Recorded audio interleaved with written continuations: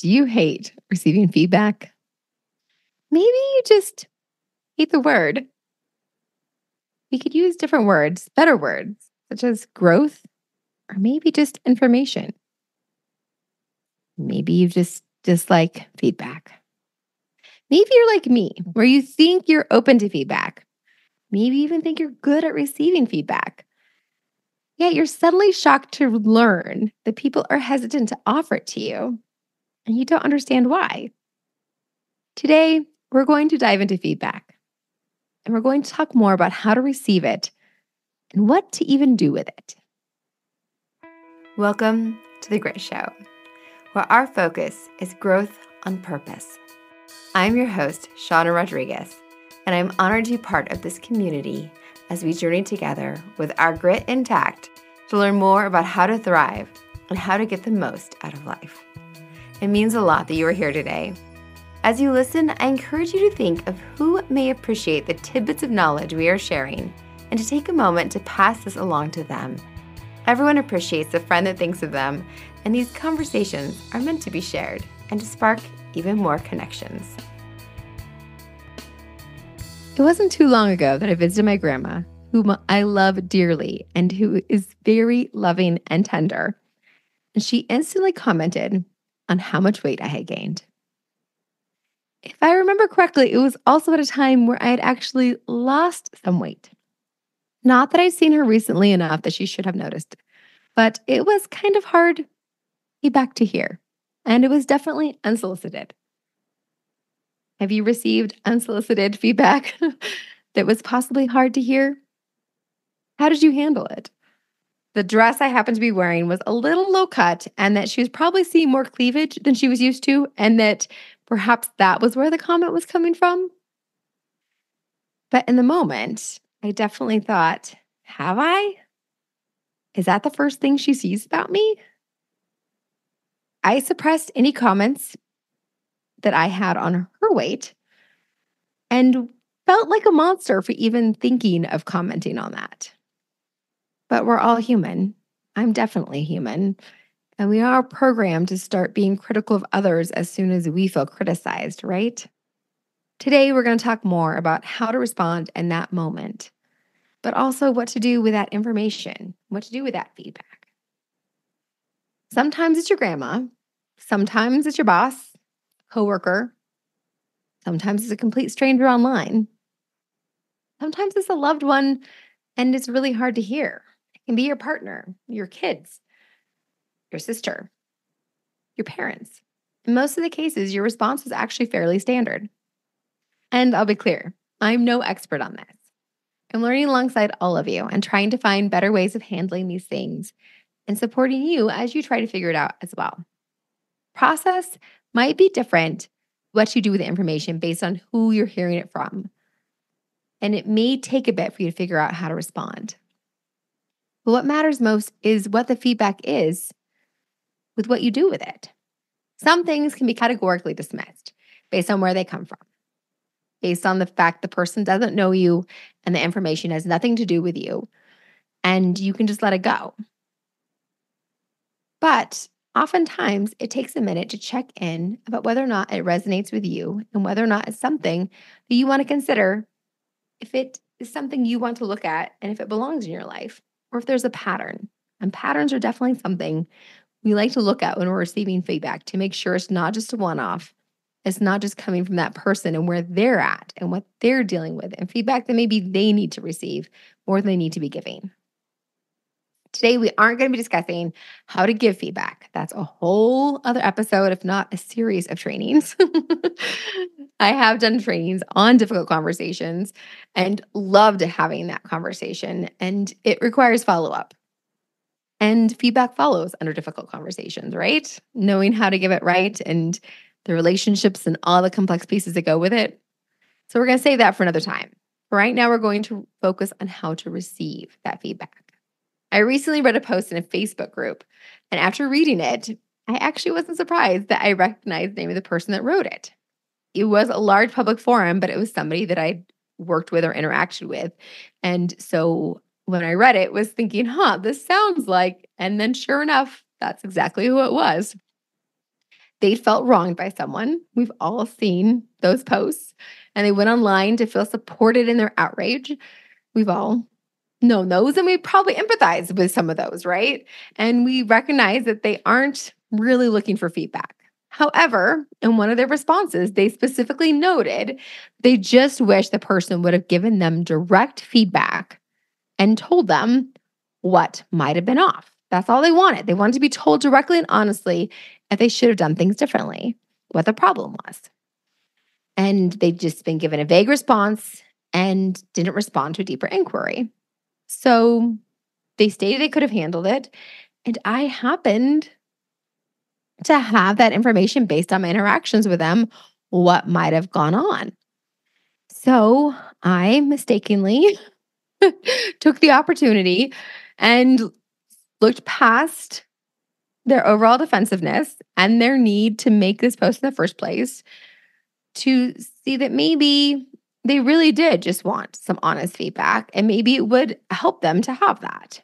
I definitely decided not to post it publicly, but just to send them a private message about my direct experience with them, although it was a year old, that had me wishing I had taken the same steps as the other person had. So I gave them that feedback on why I may have had the same reaction that they did, even though I didn't a year ago because I wasn't mature enough or feeling strong enough to have followed through the way that they had. So I also noted positives about them and clearly outlined that this was offering the feedback that they were asking for, a gift of my time and insight based on their public assertion that that's what they wanted was some direct feedback as to why this had occurred. I also let them know that the reason they may not have gotten the direct feedback is because maybe they weren't open to feedback and that being open to feedback meant to only have a response of thank you and taking that under consideration. That arguing, defensiveness, long explanations, any long response would kind of show that maybe the person not responding to them was a good choice because it was just more energy and more churning and more time that it was taking.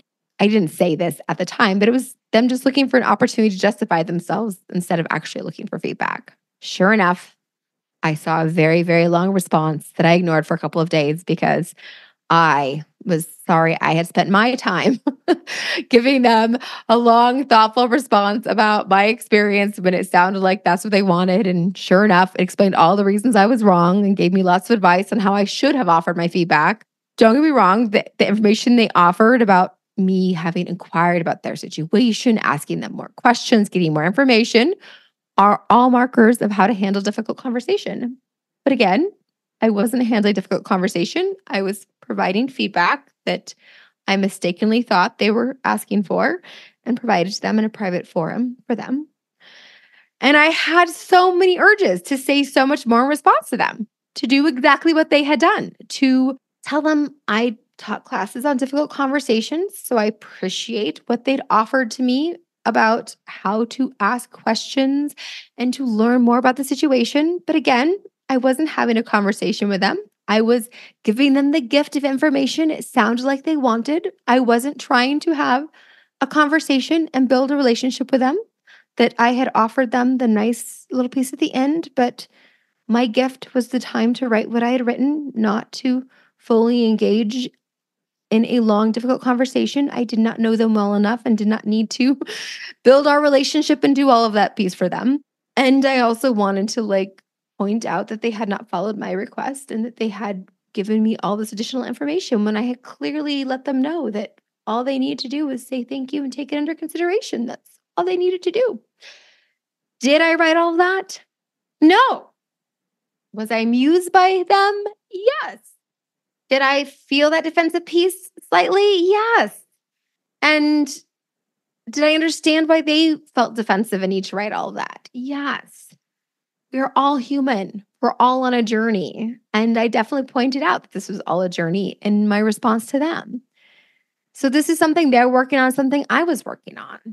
And I practice the response to feedback that I'm encouraging you to use and that I used. All I wrote was essentially, thank you for the feedback. I left it at that because That's really all we should be doing. And then deciding what of that information we take in or don't take in. And to note that I had a moment where I noted, yes, this is information I know. Does he need to know this information I know? No. He's not someone whose opinion of me matters. He's not someone who I interact with on a regular basis. He's not someone who I will interact with going forward based on this interaction. So it's not important that he have that information. If it was somebody close to you, there may be a point in time, probably not immediately after they give you the feedback, where you could share things if it is important for the ongoing relationship. But really, all that was important was that I thanked him for his time and for offering me that information and left it as that. Modeled how you receive feedback. It is one person's opinion and perspective. I know that I already need that information. Of course, I feel that urge to share it because I'm human and perhaps that urge will lessen. It definitely was less responding to him than it's been in other situations, especially work situations where it's harder for me to feel that somebody does know my value and does know what I offer and does know the situation, or for me to feel confident enough that I don't need to share that because I feel confident in my worth. But I know that I know those things. I know that people pay me to teach them those things. And he's not paying me to continue to teach him. I already gave him a great lesson and lots of valuable information for free. He doesn't need any more of my time. It was easy to walk away from that situation. So I could thank him for the data he provided, even if it was something I knew, and walk away. A little harder with grandma, right? A little harder about the instance with the weight, but not because I was okay. I was confident that I had lost some weight, but it was triggering something else. And we'll talk about that in just a minute. So, with the situation with my grandma, there was another layer for me. And that's the important thing, that when you're receiving feedback, for you to decide how to take it. So, there's a step to this process, right? The first step is you translate the feedback into information, baseline information. So, for the individual who received feedback from me that I gave him online, the information was, this person's opinion is that this is why, in their experience with me, this is why this occurred. It's just information. So translate it to just information, and then you thank the person for the information. So for him, the response to me would have been, thank you for taking the time to share this information. It's not something I had previously, and I will reflect on it. That simple. With my grandmother, or maybe he didn't want to reflect on it. And that's fine. Being honest, being authentic is very, very important to me. So it could just be like, thank you for taking the time to share your perspective, and just end the sentence there. You don't even need to say that you'll reflect on it if you're not going to reflect on it, but don't be dishonest. That's fine. If you did see like that you should reflect on it, then you might say that. With my grandma, the best response I could have done, which I didn't do at the time, I don't exactly remember how I responded to her at the time, would be like, thank you for always paying attention to me. I love that you've looked after me all of these years, and change the subject on that piece. That's probably the best way I could have handled it with my grandma. So you thank the person for the information, whatever it is. If it's a performance review at work and you do need to reflect on it, and there's a potential that you need to give alternate perspective on it because it is a record for your employment, then it is, I appreciate that you took the time to write this review and consider so much about my performance. I need some time to reflect on this, and I will get back to you. Like, just think, and if you're going to reflect, note that you're going to reflect on it. So that's the first thing, is you take it in, you treat it as neutral, it's information, and then you thank them. And then when you step away, the first thing you need to do is check in about your emotional response to the feedback. Because before you can treat it as neutral information, you have to process your emotional response. And there is an emotional response a lot of times to feedback. And sometimes it's not related to the information you received. So for the gentleman who received the information from me online, like what I was giving him information about, it might not have actually been about that information. I might have offered him valuable information that could help him in that situation in the future, but he had an emotional response for some reason related to what I said, related to how this other person behaved, that triggered something that might have made it so he could not hear the actual information. With my grandmother, like there was an emotional response, and we can go through some of the different potential emotional responses. My fiance, who I processed it with when it happened to my grandmother, his note was that, maybe she's remembering you from when you were a lot younger and you weigh considerably less because her memory is changing and she's not remembering things. So maybe she's picturing you when you were 17 or 15 and not picturing you in the last 20 years, even. So if that had been the case, which it could have been the case, if that was the case, then maybe my emotional response was recognizing that on some level and mourning the fact that my grandmother's memory is shifting and changing and she's changing. And maybe it's the fact that my grandmother would even say that when my grandmother 10 years ago with her decorum never would have said something like that, right? And so she's shifting and changing because she's aging and she's having less filters. And so maybe my emotional response was about my grandmother changing and not about the information she's providing at all. Maybe it wasn't a case where I'd lost weight and maybe I was gaining weight and it was something to look at. But instead of seeing that, I couldn't see that or take in that information because I was having an emotional response to my grandmother never saying something like that to me before and not expecting that from her, and the fact she's changing and me not knowing what to do with that information. So the emotional response is the first thing that you need to figure out, like, what was that? Why did that hit a chord with me? And that often takes someone else to process that with, like me processing with my fiance. And that wasn't it for me. That was not the case for me. Or maybe it is that I had gained weight, and the emotional response for me is that I know I've gained weight because I've been neglecting myself, because I've been prioritizing other people and haven't been keeping the promises to myself to work out or to hold to a course with that or take care of myself, or I'm just not taking care of myself. And that's why it hit such a chord with me. And that's why it was so hard for me to hear that. And so being able to hear why it's hard and why it's striking a chord with the feedback is important. For me, the chord with the feedback in that specific situation was that I was actually going to be going back east and seeing people I hadn't seen in a long time because of the pandemic. This was some time ago. So it was my first trip after the pandemic to go back east and see friends. And I'd gotten engaged since they'd seen me last. Like so many things had happened. And I did not want the first thing for them to see when they'd seen me to be that I gained weight. Because again, I'd lost weight, but they hadn't seen me in so long that had I gained weight since they last saw me? Because it'd been years, pandemic, right? And I didn't want them to see that. I wanted them to see how happy I was and see these other pieces about me. And that's what I was worried about, what people would see first and what they would see first about me, and not see my happiness and see those things. And they're my friends. They love me. They trust, like they wouldn't see that first. They would see all those other things about me. And I just need to trust that and believe that and be in that trusting, believing state, which my word of the year. You guys have a whole episode about that I need to believe more and trust more. And that's what I'm doing. But that was at that case, that was why it was the feeling for me. So I needed to process the feeling to then be able to evaluate the information. And in that case, my grandmother, the information was not important and there was nothing I needed to do with it.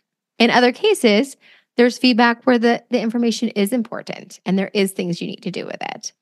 And this will bring us to an example that I had with my podcast. The first time that the Grit Show, that I put it out on a public forum online saying, hey, I would love feedback about my podcast. And people offered me feedback.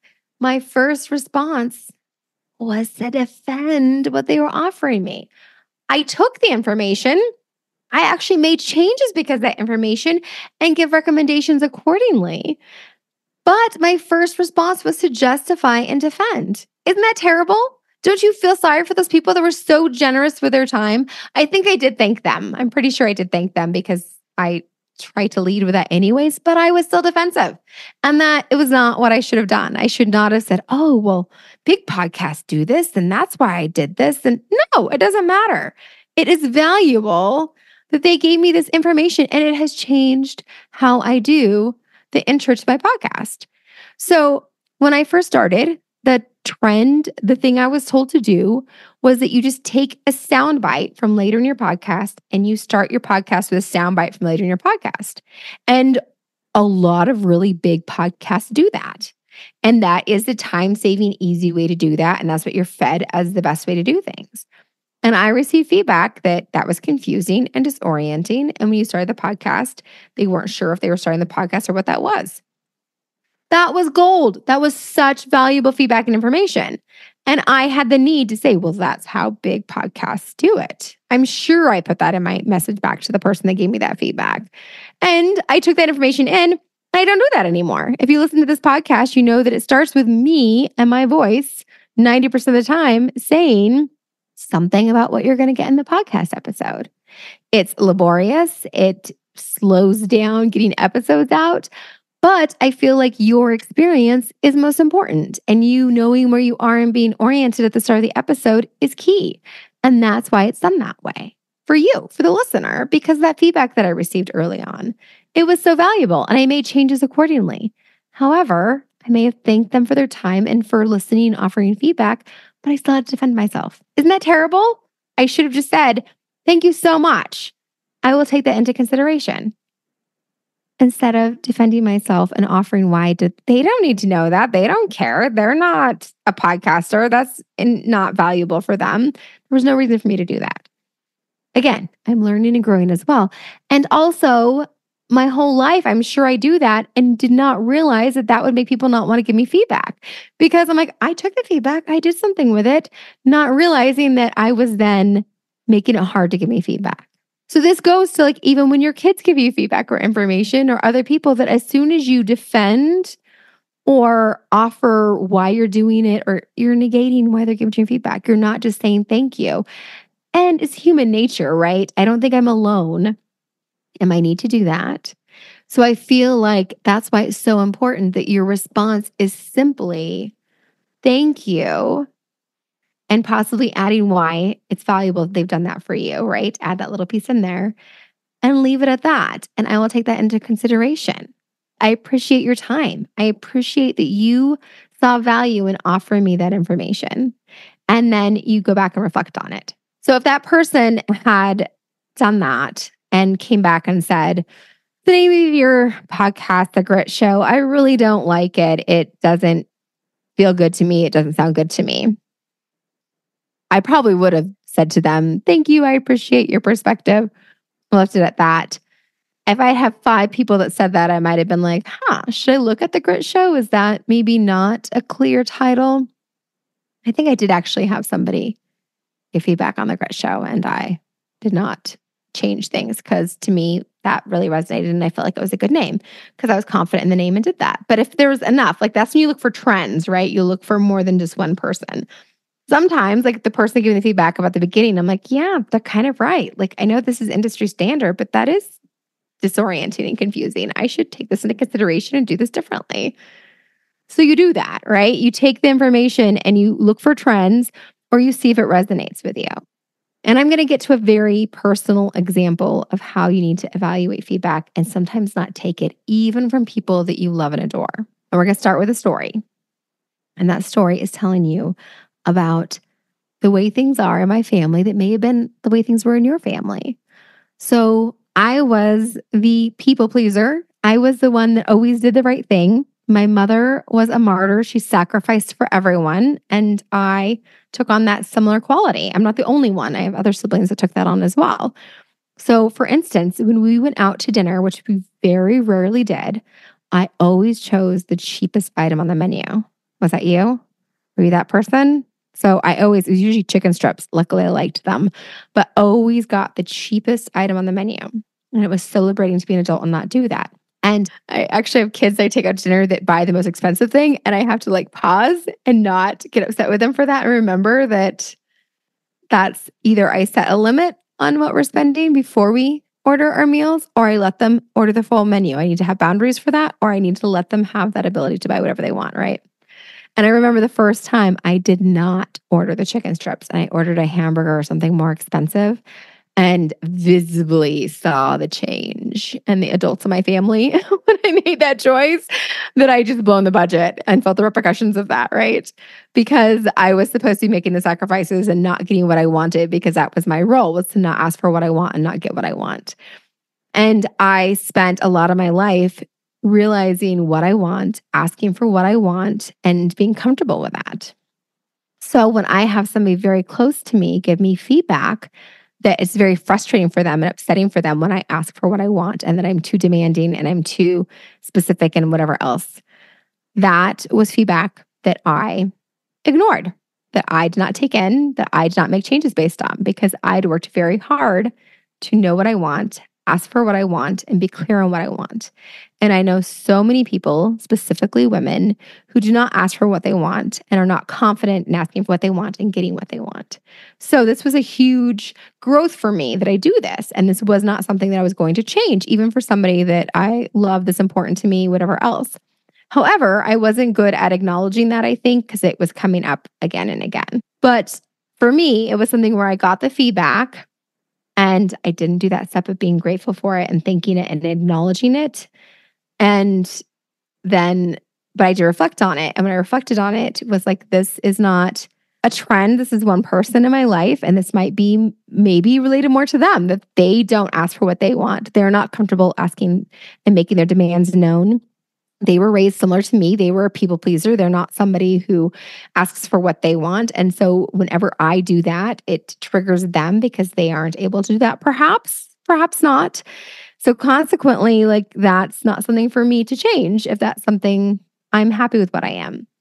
I did not do a good job of thanking them and of saying that I would take that in consideration or being authentic about the fact that, I understand this is important for you. Can we look at this a different way? And I might have talked about how, like, when we look at this, is it the way that I ask? Is there something that I'm doing that I can do differently? And they didn't have good ways to reconcile that. So that was challenging.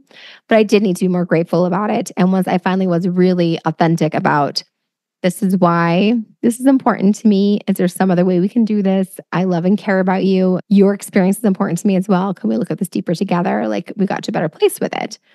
But there are things about you that you might get feedback on. Like I am somebody who's talkative, who's outgoing, who's these things. And I'm happy being who I am. I love having a podcast. I want to have a podcast. If somebody's feedback was that I shouldn't have a podcast because they don't want to hear my voice, then that's okay. That's their opinion. But that's not going to change me having a podcast. So sometimes you get feedback and it needs to be feedback that you need to be strong enough in who you are and how you are that you can let that roll away and you can decide what to do about that. I had a review with one of my jobs when I'd been out with my mom when she was terminally ill at that point, doing her treatments for her melanoma and was gone for multiple days at a time in San Francisco for her treatments. And I had to reduce one part of my job. I didn't do as many site visits. And I was very conscious about it and said to my supervisor that I'm going to have to reduce the number of site visits I do so I can focus on my supervision and making sure that people I supervise are able to do their work and the home visits are what I'm going to focus on. But I can't do as many of the site visits because of this. So this is what's going to have to give because I'm not going to be here as much because I'm under legally protected leave to be with my family at this time and something has to give. And that's the shift that I'm making. And after my mother had passed, I got wrote up on my review for not doing the site visits. And it was written up that because I was gone with my mom was why this was the case. So they wrote it on there. If they had have written on that the reasons I didn't do the site visits was because of my legally protected reason, what they were doing was not legal because they were writing me up for that. If they hadn't have written that, I would have had to write something to the effect of noting the reason I hadn't done that they were writing me up for was legally protected. But they wrote it right there. So if it ever came up, they wrote down that they were illegally noting this. But their feedback was they marked me down as not meeting expectations because the fact that I was gone for legally protected reasons, which meant that I wasn't meeting expectations because I was legally protected. Had they given me feedback when I was making the plan and said, your site visits are more important than your supervision, and so we don't want you to supervise, we're going to give supervision to somebody else because we still want you to do your site visits, then that would have been like a time to have given me that feedback and had input on it. At that point in time was not a place to have that feedback. So I did not walk out of that meeting thinking, oh my gosh, I should have done more site visits. I'm so bad at my job. I walked out of that meeting thinking they're so bad at their job. They don't know what's legally protected. and that's on them. So that feedback, like how you take feedback, if I'd had an emotional response, if it made me feel like I was bad at my job, it probably would have been because it was hard to be gone, to be with my mom and miss that much work. And I really cared about my job, and the work that I did was really important to me. And I should have processed that with somebody and everything else. But fortunately, I was at a place that being there to my mom was so important, and losing her was so hard that I was glad I made that choice. Sorry, every time we talk about my mom, I get like this, huh? That choice was the right choice. So even my supervisor writing me up for that was like, I made the right choice. So your feedback, I'm immune to it. But processing the emotion is so important. Like when we talk about the burnout, like you need to work through why that would be so hard to hear. So if you are sitting in a meeting with your supervisor and you hear that same thing, like you need to process that. And what that might mean for you is that that's not a safe place to work if they don't understand you being legally protected. And they made even worse decisions after that. so I didn't stay there that much longer. And that was them letting me know that they were not a good, safe place to work, right? So you need to be able to take that feedback and file it appropriately. It was not filed in the box of I need to sacrifice more and not be gone when I need to be gone to take care of my family. I filed that in the box as this is not a safe place to work. They don't understand their legal obligations to allow me to be with my family when I need to be. I need to decide if this is a place I want to continue to work, is what that feedback meant. It did not mean that I was not good at my job. So you need to take feedback and put it into the proper category and use it accordingly. But when you receive that feedback, it is, thank you for taking the time for filling out my work, whatever else. And if you work at a safe place and you just have a bad supervisor, right? Then the feedback would be like, I need to write a thank you for taking the time to fill this out and give me this information. I will need to write a response and file it with HR, but I appreciate you taking the time to give me this information. Like it wasn't worth that to argue with her why that wasn't legal. She obviously didn't understand. That's why she put it there. And if I would have had like a large organization with a great HR department, that would have been my next conversation was with them. So that's how you need to process feedback. The first thing is it's just information. It needs to be neutralized to information. So hopefully you can do that immediately. And if you can't, it's probably because there is emotion that's involved. So my grandmother telling me that I gained weight should be as neutral as her telling me that my dress was orange with flowers on it, right?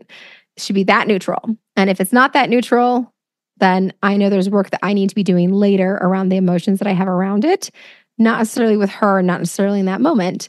And I just need to be grateful. Find the place to be grateful. Find what I can be grateful for. And I can be grateful that she loves me enough to be giving me feedback and information because she loves me and she notices things about me. And so find what you can be grateful for and do what you're grateful for about that situation. And then find your safe place to process the feedback. And this can be when your kids tell you that the food is burnt, that dinner isn't good, to be able to say, like, I'm so glad you're taking the time to notice what is happening with your food and your meal and learning what you like or dislike about food. So you don't like it cooked that much. That's great that you notice those things. You can, if you wanted to be able to say, like, this is a great thing for you to be able to learn how to cook so you can make sure you can cook it the way you like it. That's also an acceptable comment in my book. But you can definitely like find like, I'm grateful you're figuring out what you like and don't like about the way things taste. You can like give that information, just keep it neutral. Just keep it neutral. I'm grateful you're learning what you like and you don't like, and don't get the emotion attached to it. Don't get it to that point and say, like, can you tell me something you do like about the food on your plate? Tell me about a different meal you've had that you do like. Like if you're trying to get your kids to focus on more positive things, right? Tell me something you do like about this.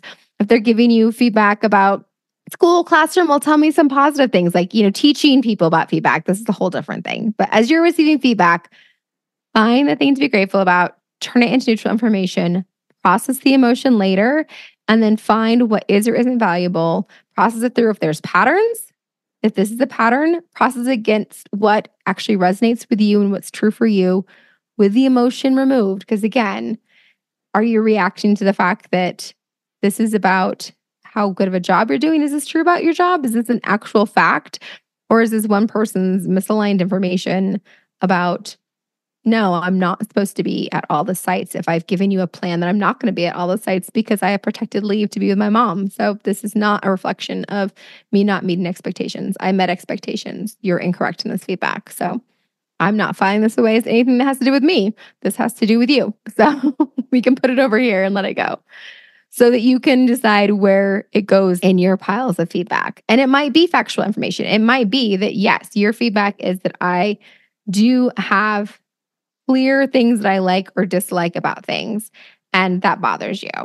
And that's fine. I'm not going to change that about me because I've worked hard to have that be about me. And if that's not something you can appreciate about me, then that's who I am. And so either you need to be able to accept me as I am and work through that, then you aren't accepting me for who I am and loving me for who I am. And so this doesn't work. So how can we make this work? Because this is who I am. And maybe there's a way I can present things in a way that you can be more okay with. That's one thing. But why can't you accept me for who I am? It's a whole different thing. So big questions, a little bit with feedback. I'm very curious how you're hearing all of this and how you're taking this. So feel free to drop me DMs on Instagram or send me a note to let me know how these things are resonating with you. Because feedback can be hard to take, but the first step for you is just practicing. That's our grit wit for today. That first step is you just practicing accepting the feedback, just hearing it, taking it in. So you accept the feedback and then finding a way. So it's just information, finding a way to be grateful, thankful for it. And then separately processing the information, looking for the trends, seeing if it resonates with you, and then deciding what book it actually falls in, if it falls into something that you actually want to do something with. First step, though, is just accepting feedback and only saying thank you. Find the way to be grateful and possibly be able to say, I will put some thought into that. I will reflect on that. That's something I will consider. And finding those ways of just taking the feedback and leaving it at that, taking all of the wind and power out of it and just taking it as information that you will consider later.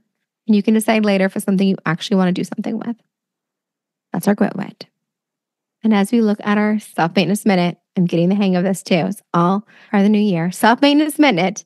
The self-maintenance minute that I have for you guys is that since the new year, I've had a hard time falling asleep. It was great to have some time off at the end of the year. Yay, I was able to do that. That was definitely self-maintenance. But since I've come back, my mind has been abuzz with all the things to get done because I was off for a little bit. So I have actually started with turning the phone off at night and using I have one of those alarm clocks that like lights up to light and turns on. So using my alarm clock, not using my phone as my alarm clock. So turning it off at night. So it's off. And I also started taking the melatonin so I can fall asleep easier because I have a whole week of not sleeping well. So that has been my self-maintenance, is to actually help my sleep hygiene so I can fall asleep easier, not paying attention to my phone, turning it off when I actually go to bed, and taking the melatonin to help myself fall asleep easier has been my self-maintenance this past week or so. I hope you're doing something for you to help you maintain. And again, it can shift and change what exactly that you're doing to help maintain yourself and take care of yourself. So thank you so much for being here. I hope this conversation on feedback has been valuable for you as you launch into 2024 and start considering how you take feedback. Thank you for joining us today. I hope you enjoyed this episode. Be sure to jump on over to Instagram and follow us at the.grit.show. And if you aren't already following Authentic Connections Podcast Network at 37 by 27, you should definitely be doing that as well. Don't forget, you are the only one of you that this world has got, and that means something. I'll be here next Tuesday. I hope you are too.